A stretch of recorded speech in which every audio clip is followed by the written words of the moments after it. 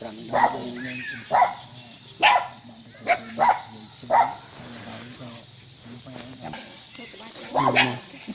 ថតពីអ្នកទៅឲ្យជាប់ស្មាច្រើនពេកខ្មាស់គេក៏សាធុចឹងថ្ងៃនេះខ្ញុំកណាមកភាពរួមទាំងព្រះអង្គដែលជាសង្ឃគង់វត្តស្នៃបុណ្យណាឥឡូវនេះចាត់បានជាសហការីសហសេវកហើយពុទ្ធធ្វើការជាមួយគ្នាដើរជាមួយគ្នារហូតតែនឹងចូលរួមនៅក្នុងសកម្មភាពសង្គមហើយថ្ងៃនេះមានការរួមកម្លាំងសាមគ្គីរវាងខ្ញុំកណាអាភិបហើយនឹង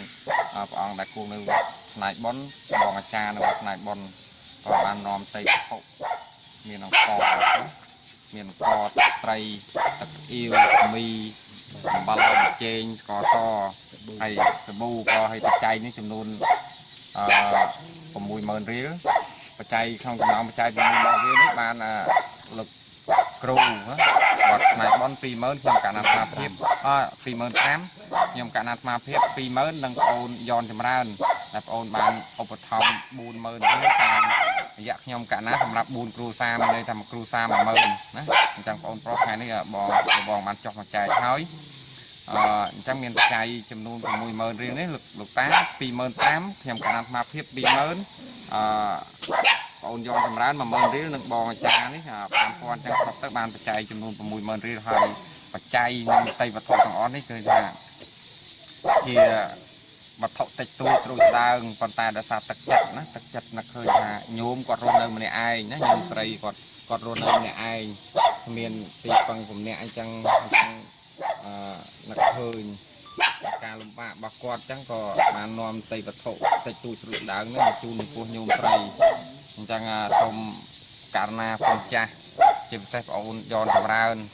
ដែលបងអូនបានឧបត្ថម្ភមកតាមរយៈលបងនេះតីវត្ថុណាបច្ច័យរបស់បងអូនលបងបានយកមកចែក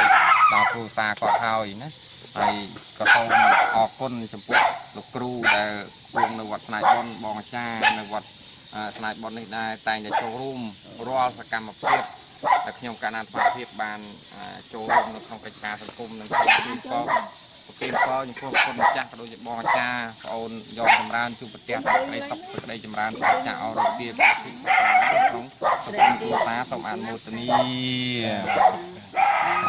ចាំសំជូនបងជំទូលបងហើយមានសេចក្តីថ្លែងអរគុណយ៉ាងម៉េចក៏អញ្ជើញអរម៉ាត់ពីម៉ាត់ទៅខ្លីអរគុណជ្រាបជ្រៅអរគុណបានប្រសង់ទាំងពីរទាំង3ព្រះអង្គសូមយកវត្ថុមកជូនខ្ញុំកណានឹងឲ្យទាំង3អង្គទៅសូមឲ្យបានចាស់សុបាយទៅអាយុវែងកណាបានបងសាធុអរគុណច្រើនបង